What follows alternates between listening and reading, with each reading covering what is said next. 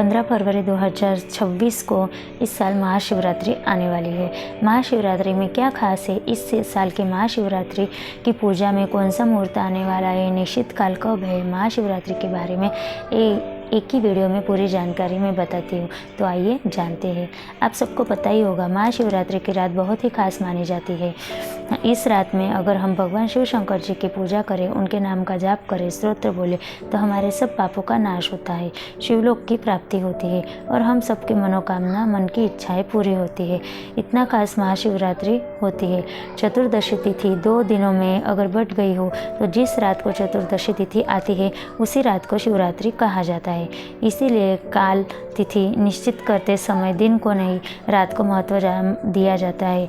इस साल 15 फरवरी 2026 को महाशिवरात्रि है। दूसरे व्रतों को पंचांग के अनुसार सूर्योदय तिथि मानी जाती है, पर शिवरात्रि में रात को महत्व है, इसीलिए निश्चित काल को बहुत महत्व दिया जाता है। इस रात को शिव पूजन प्रदोष काल के बाद में रात को किया जाता है।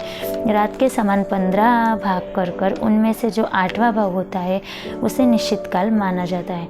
निश्चित काल में कृष्ण चतुर्दशी का बहुत महत्व है। मतलब कृष्ण चतुर्दशी महीने के दूसरे हफ्ते में 14वीं तिथि को आती है, उसे शिवरात्रि कहते हैं। माघ महीने में इस शिवरात्रि को विशेष महत्व होता है, इसीलिए इसको महाशिवरात्रि भी कहा जाता है। इस साल निश्चित काल कब है वो मैं आपको बताती हूँ।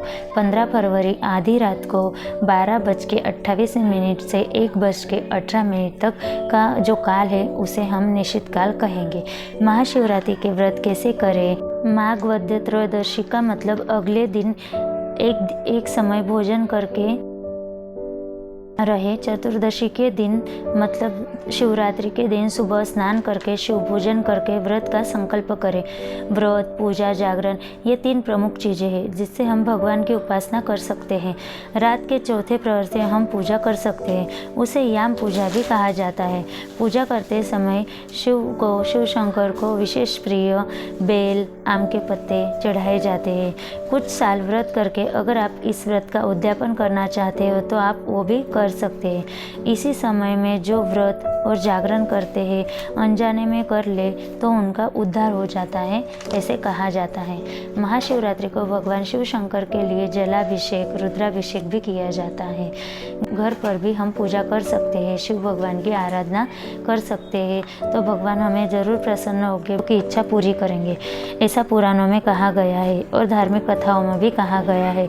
महाशिवरात्रि क्यों की जाती है, इसके पीछे का क्या महत्व है, इसके पीछे बहुत सारी कहानियाँ हैं। एक ऐसी भी कहानी है, माता पार्वती और भगवान शिव शंकर का विवाह इस दिन हुआ था, इसीलिए महाशिवरात्रि मनाई जाती है। और ऐसा भी कहा जाता है कि समुद्र मंथन से निकला हुआ हलाहल इसी दिन भगवान शिव शंकर ने प्राशन किया था और हमें सबको और इस दुनिया को विनाश से बचाया था।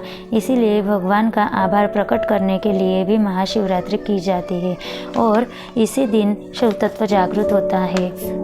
इसी जागृत शिव तत्व का आशीर्वाद लेने के लिए हम व्रत कर सकते हैं। दोस्तों, आपको पता है शिवरात्रि के भी प्रकार होते हैं। नित्य शिवरात्र, पक्ष शिवरात्र, मास शिवरात्र, योग शिवरात्र और महाशिवरात्र, ये शिवरात्रि के 5 प्रकार हैं।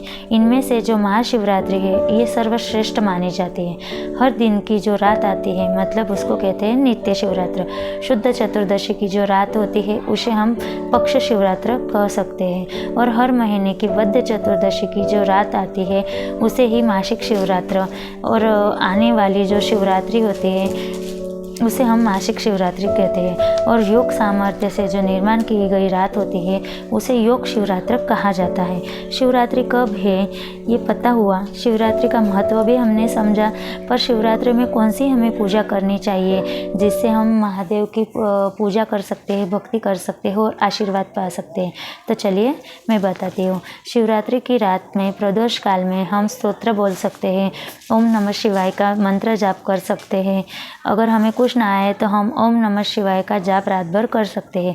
वैसे ही शिव लीलामृत ये एक प्रसिद्ध ग्रंथ है।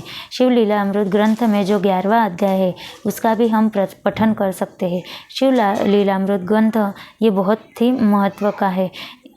ऐसी अनेक पद्धति है जिससे हम भगवान शिव शंकर की भक्ति कर सकते हैं और हम उनको प्रसन्न कर सकते हैं।